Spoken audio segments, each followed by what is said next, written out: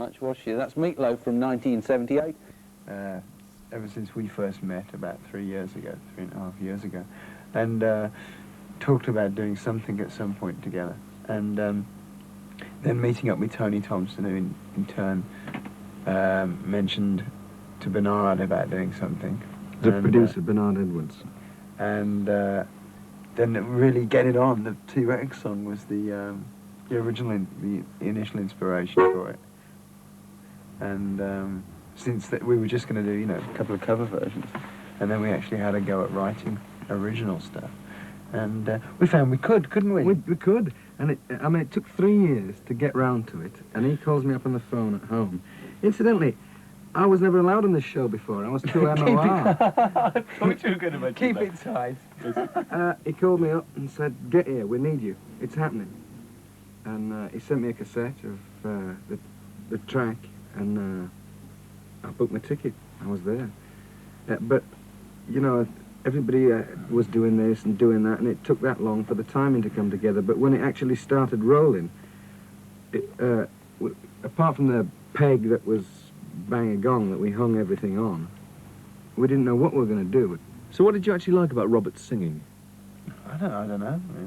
I mean, you know, I've been a fan of his for a while, but I mean, we were just friends, and we just felt all the elements were absolutely right. We weren't dead certain how it was going to turn out, but we just felt it was, you know, all the parts were. I think really you had a better idea, because it was something you'd assembled, like envisaged for a long time. But once we got rolling and the tunes started appearing, we were so much at the mercy of what was coming out the speakers, and we just kept going until the producer said stop, because it got to the point where we realised that we were doing something afterwards.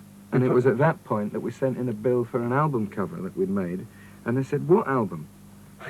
The extent of the project is obviously one album, but if it proves successful, will you continue? Definitely not, but as a possible power station corporation or something. Yeah, it would be a nice base, a platform for other people. Once you've worked together and it works, there's no reason not to do it more. But you know, in terms of you know, touring and you know, follow-up albums and all that, it would be it defeat the purpose really, because the reason why we did it was, certainly for me, was just to get out of the circus for a bit. There must surely be aspects of your life with Duran Duran that aren't very fulfilling. I think it's more like a change is as good as a rest. Yeah, really, yeah. I mean, I think you know, Nick and Simon are involved in something as well, and I think it can only be really positive and add strength, really, because I mean, I studied Duran 6 years ago now. Just people don't realise, I don't think, and 6 years is a long time just to play with the same 4 guys and go on stage with the same 4 people, and you know, it was nice to see other people's approach to doing things. And how did the other 3 members react to this? I don't really know. I don't think they really thought about it. It's no, just, I mean, the reason come into it. We've been too busy making music and following it through to be thinking about attitudes. I didn't really have anybody to get married to last year, so I had to find something else to do.